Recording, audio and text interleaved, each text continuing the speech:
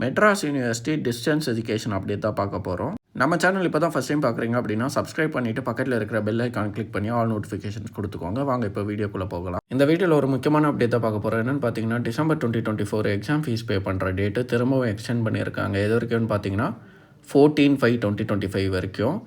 யாராவது exam fees pay பண்ணாமல் இருக்கீங்க அப்படின்னா சீக்கிரம் பே பண்ணிவிடுங்க. இதுக்கப்புறம் எந்த ஒரு எக்ஸ்டென்ஷனும் பண்ண மாட்டோம் அப்படின்னு சொல்லியிருக்காங்க. அடுத்தது நிறைய பேர் டவுட்டு கேட்டிருந்தீங்க. December 2024 எக்ஸாம் அப்டேட் சொல்லுங்கள், டைம் டேபிள் எப்போ வரும், ஆல் டிக்கெட் எப்போ வரும், எக்ஸாம் எப்போ ஸ்டார்ட் ஆகும், இப்படிலாம் கேட்டிருந்தீங்க. நான் ப்ரீவியஸாக December 2024 எக்ஸாம் அப்டேட்ஸ்னு ஒரு வீடியோ போட்டிருப்பேன். அந்த வீடியோவில் டைம் டேபிளும் ஆல் டிக்கெட்டும் May 15க்குள்ளே வந்துடும் அப்படின்னு சொல்லியிருப்பேன். இப்போ எக்ஸாம் ஃபீஸ் பே பண்ணுற லிங்க்கு 3வது வாட்டி எக்ஸ்டெண்ட் பண்ணிட்டாங்க. May 15க்குள்ளே டைம் டேபிளும் ஆல் டிக்கெட்டும் வர்றது ரொம்ப டவுட் தான்.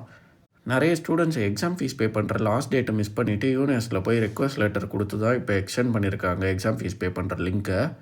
இதே மாதிரி எக்ஸ்டெண்ட் பண்ணிகிட்டே போனீங்க அப்படின்னா உங்களுக்கு டைம் டேபிள் வர்றதுக்கு டிலே ஆகும், ஆல் டிக்கெட் வர்றதுக்கு டிலே ஆகும், உங்களுக்கு எக்ஸாம் கண்டக்ட் பண்ணுறதுக்கு டிலே ஆகும், உங்கள் ரிசல்ட்டு டிலே ஆகும், அதேமாதிரி உங்கள் டிகிரி கம்ப்ளீட் பண்ணுறதுக்கும் டிலே ஆகும். யாராவது எக்ஸாம் ஃபீஸ் பே பண்ணாமல் இருக்கீங்க அப்படின்னா சீக்கிரம் பே பண்ணிவிடுங்க. இந்த 2 நாளையும் விட்டுட்டு அதுக்கப்புறம் யூனிவர்ஸில் போய் ரெக்வஸ்ட் லெட்டர் கொடுத்து திரும்ப எக்ஸ்டெண்ட் பண்ணுற ஐடியாலாம் இருக்காதீங்க. யாராவது பே பண்ணாமல் இருக்கீங்க அப்படின்னா சீக்கிரம் பே பண்ணுங்கள். உங்களுக்கு வேறு ஏதாவது டவுட் இருந்துச்சு அப்படின்னா கீழே கமெண்ட்டில் கேளுங்க. உங்களுக்கு இந்த வீடியோ யூஸ்ஃபுல்லாக இருந்தால் ஒரு லைக் போட்டு சேனலை சப்ஸ்கிரைப் பண்ணிவிடுங்க.